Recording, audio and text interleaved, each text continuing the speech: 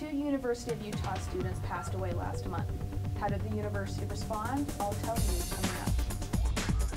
Health Advisory Committee runs free HIV testing clinics. I'll tell you where to go. PAC talks to University of Utah President David Pershing about lobbying on Capitol Hill. All this and more coming up on Newsbreak. From the campus of the University of Utah. News produced by students for students.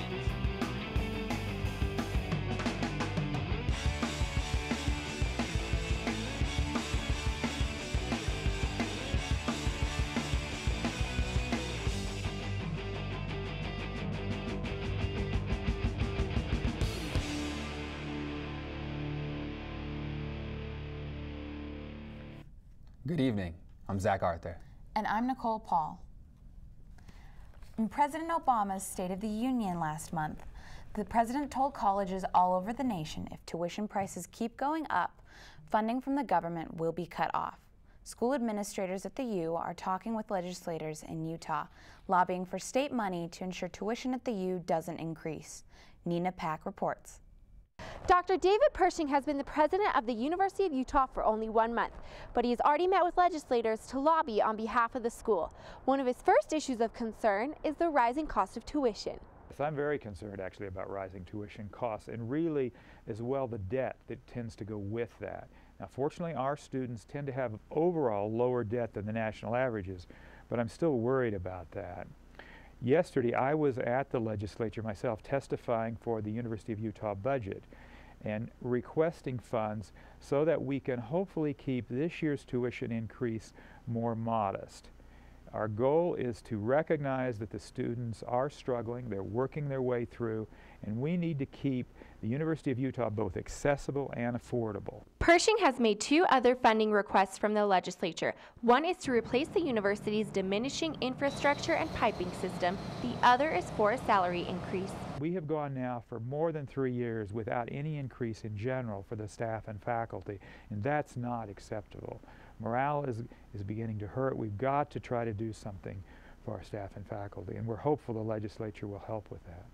The bills requesting funding are still making their way through the legislature. Pershing remains optimistic about the outcome. At this point, it's too early in the session to make any predictions, but we are hopeful. In the presentation yesterday, I definitely felt like that the Higher Ed Appropriations Committee was listening to the presidents, and they really are going to do what they can to try to support the universities of the state. The legislative session ends on March 8th. For students who wish to track the bill, go to le.utah.gov. Reporting for Newsbreak, I'm Nina Pack. School officials aren't the only ones taking action during the session. Students from the U say it's time for the nation to elect the president based on a popular vote, and it starts with action by Utah lawmakers. Todd Patton tells us more. The Hinckley Institute of Politics hosted a question and answer session with the program Support Popular Vote. Former Governor of Iowa Chet Culver and former Congressman Tom Tancredo from Colorado sat alongside young Republican of the University of Utah Anthony Panek.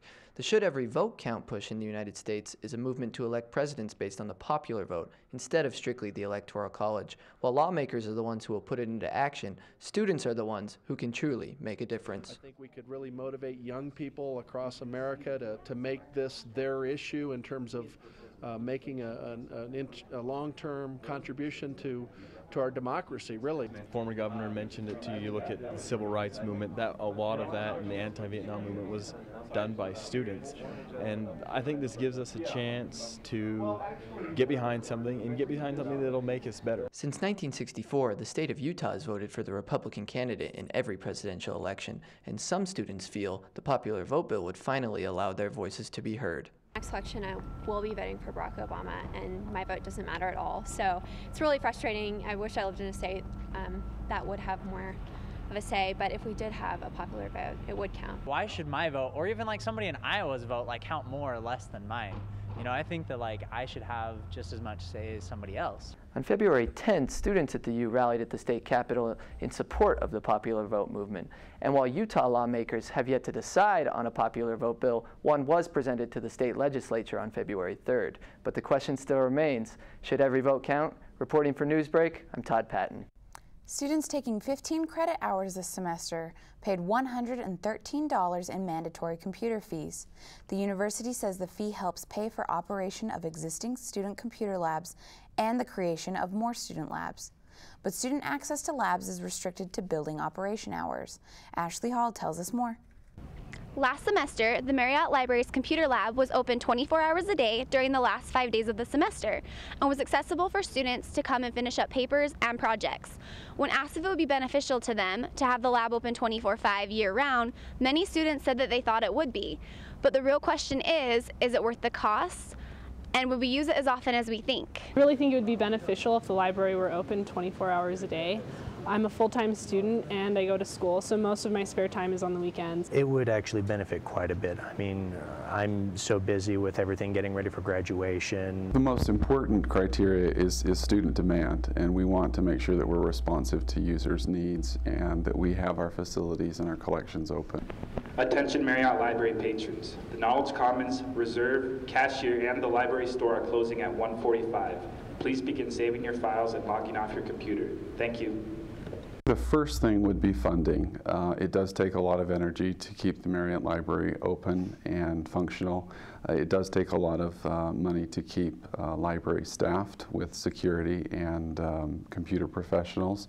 Regarding the software that is too expensive for students to purchase on their own, but is available in the computer lab at the library, there could be a possible solution. That question about access to software, I'm hoping that there might be a technology solution in the future. We might be able to actually stream that software. There's like actually download the software and allow students to work from it at home or on their computer. That's a possibility. I think the university is exploring that for some really expensive software project. As of right now, the latest the library is open is 2 a.m., and that is Monday through Thursday. There may not be any plans to make the lab 24/5 accessible year-round in the near future, but the lab will be accessible 24/5 during finals week in April. This is Ashley Hall reporting for Newsbreak. The Legislative Auditor General tells lawmakers the U needs stricter guidelines in determining and reporting mandatory student fees like the computing fee, based on an audit done in October 2011. Students pay a $20 mandatory fee for health services each semester, giving them access to university health care. And some testing services are free. Sarah Vaughn reports. I'm here at the Union, and behind me the Student Health Advisory Committee is putting on an event where you can get free HIV testing. I think it's important for everyone to get tested. Anyone who has ever had unprotected sex or shared needles or had blood-to-blood contact with another person for any reason is at risk for HIV. According to the Utah AIDS Foundation, 2,600 Utah residents are HIV positive, and there are an additional 10,000 unaware they too are HIV positive. However, on campus, the numbers are not that high. We have far less frequency of HIV infection on our campus. It's a very low-risk population for HIV infection. That certainly doesn't mean that HIV isn't present on campus. It's not something that we see in large numbers. Why does University of Utah student Asheen Banisatter think it's important to get tested for HIV?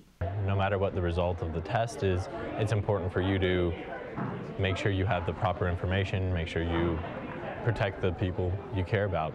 Even if tested HIV positive, there are ways around it. Someone tests positive, the good news nowadays is that it's a very manageable disease. There's a lot of things that we can do. There's a lot of medications, a lot of support, and then we get them tied into that and they can begin that process. On top of this event, the Student Health Center gives free HIV testing every first Tuesday and third Thursday of every month. This is Sarah Vaughn reporting for Newsbreak. Students needing additional testing can make an appointment by calling the number below. Appointments are available Monday through Friday from 8 a.m. to 5 p.m. Students are hoping to educate their peers on sexual wellness through theater. Revolution is a student group raising awareness of sexual violence through skits and discussions. Their latest open invitation performance was on Tuesday, February 21st, and hosted by the American Indian Resource Center. Group members perform the partially scripted and improvised skits, simulating situations college students may find themselves in, like when alcohol blurs the lines of consensual sex. The group also offers suggestions of how to approach and treat survivors of sexual assault. Christina Caputo is one of the founders of Revolution. She hopes the group's goals will be well received by the community.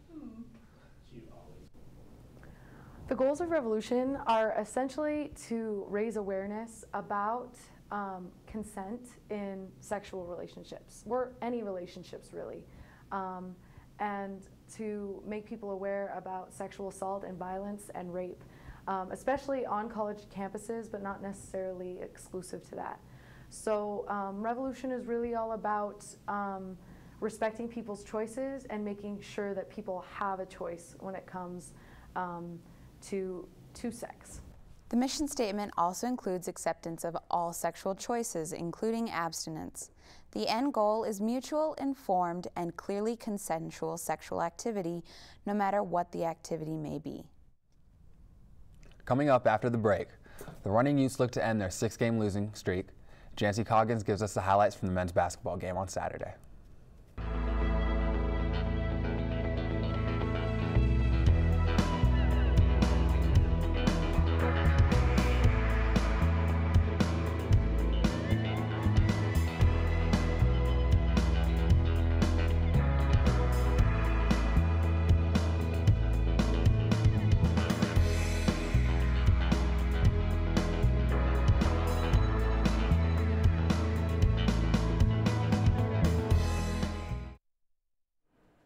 Take advantage of the close proximity of the world-famous snow in Utah.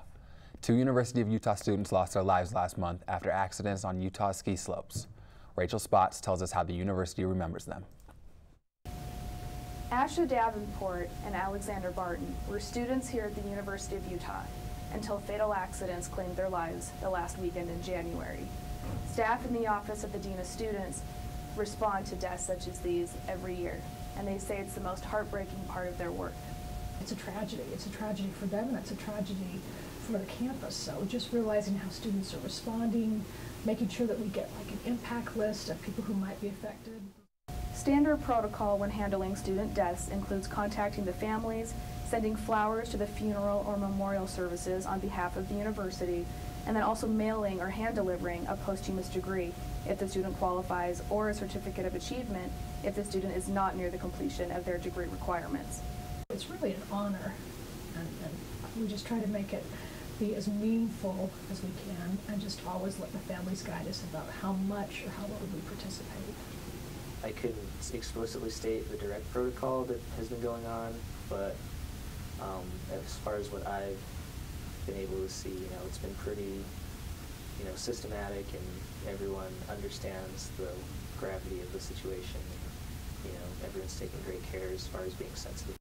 A multi-faith memorial service to remember the 14 students who passed away in 2011 will be held on March 1st at 2 p.m. in the Post Chapel. Anyone is welcome to attend. I am Rachel Spots, reporting for Newsbreak. Thanks, Rachel. The Post Chapel is located in Fort Douglas, next to the University Guest House. February is Black History Month, and Jacqueline Conesfon talks to an American history professor about the U's African American enrollment rate. Jacqueline? Last year at the University of Utah, there were only 1% of African American undergraduate students here. Professor Coleman, an American historian at the U, has some insight about Black students. The numbers have remained relatively small, primarily due to the small Black population in the state of Utah. The number of institutions of higher education which compete with one another for those students. What does he say we must do to have more Black students attending the university? And what do students think about Black history at the U? I think we would have to create an environment where students feel welcome to the university, where they feel they can be a part of the university and have all of the successes which we endorse for our general student body population. Kind of make it into something that's empowering. And if we can make those empowering events, I feel like students will finally have, like, they have a community, and that the University of Utah is their community, regardless of, you know, sub-community being, you know, I'm African American, I'm also Caucasian, I'm a female, those different things, but having the University of Utah as a whole be that community and that support group, I think would help. The president's future really is in the students' hands of today. Last Friday, February 17th, ASUU hosted their first Battle of the Bands competition. 5 bands were chosen after 30 different bands entered to take part in the event. The performance took place on campus at Kingsbury Hall and was a host of 300 fans that wanted to see the show. 5 bands, the Red on Black, Argyle, A-Dub, New School, and Visigoth, were each given 20 minutes to put on their best show. After the performances, the 5-judge panel took 15 minutes to deliberate and come up with a decision. Ultimately, they selected heavy metal group Visigoth as the first winner of ASUU's Battle of the Bands competition. The prize for winning is yet to be determined. However, one possible scenario is that Visigoth will open for Wiz Khalifa during the Grand Kerfuffle in April.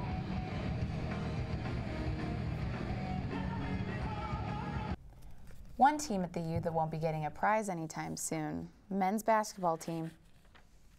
The Utes took on Colorado this weekend, and Jancy Coggins is in the studio to give us highlights. When they met in Boulder on New Year's Eve, the Buffaloes stampeded over the Utes, 73-33, handing them their worst loss of the season. But with 7 lead changes and 5 ties, the rematch at home lived up to be a rumble in the Rockies. The Utah faithful was here at the Huntsman, hoping to push their team past a 6-game losing skid. But in the beginning, neither team could get anything going offensively, and the score remained 0-0 for the first 6 minutes of the game. Both teams were playing some pretty tough defense. That is until junior center Jason Washburn draws the first blood, and it didn't take Colorado long to heat up either. You may remember Carlin Brown, 3 seasons as a Ute, drains the 3, and he went on to get booed the entire night by the Muss. Which brings us to the half. And here at the Huntsman, they're an equal opportunity employer, putting everyone to work. That's exactly what Chris Hines did at the beginning of the second half. He got to work, sinking the 3, but the Utes would cool off after this and fall behind by as many as 9 points. So what's Coach K to do? Sends in Anthony O'Dunsey off the bench, puts up this big fadeaway jumper, which would be the beginning of a 14-5 run for the Utes. Yeah, everyone's on their feet now. O'Dunsey kicks out to Hines for yet another 3. He had 4 on the night. And O'Dunsey wasn't done yet. He decides he wants the ball back. He's going to come up for this wide open right-handed layup. It's now tied up at 40 apiece. Jason Washburn comes up, right-handed layup, now 42 all. Cedric Martin got the memo, wanted to get in on the layups, but in the end it was not enough to push past the Buffs. Final score, 48-55. We're proud of our team's effort, but at the end of the game, it doesn't really fix the feeling of losing. You know what I mean? Losing is losing. But once again, proud of our team. We really hustled out there and we really showed some heart. We got to put ourselves in a position, battle back. Super proud of the team. There's absolutely no quit in them, and they're continuing to get better and fighting, and that means a lot to this university and to our staff. The loss brings the Utes to 5-21 on the season. They'll take on Cal and Stanford at home at the Huntsman Center this week before heading out on the road to close out the season. Thanks, Jancy. For this episode and more episodes of Newsbreak, go to the website newsbreak.utah.edu. Thanks for joining us on Newsbreak. It seems like it's going to be a very interesting semester. Good. Absolutely. A lot of sports, a lot of fun sports. Yeah, ASU's doing great with the Battle of the Bands. They have their Crimson Nights coming up this weekend. Definitely. 80s and 90s themed. Okay. I'm going to be wearing a lot of neon. All right. Should be fun. I'm going to try and do the same. There you go. Yeah, we'll all be there. Thanks for joining us on Newsbreak. This is a show produced by students for students. We'll see you again next time.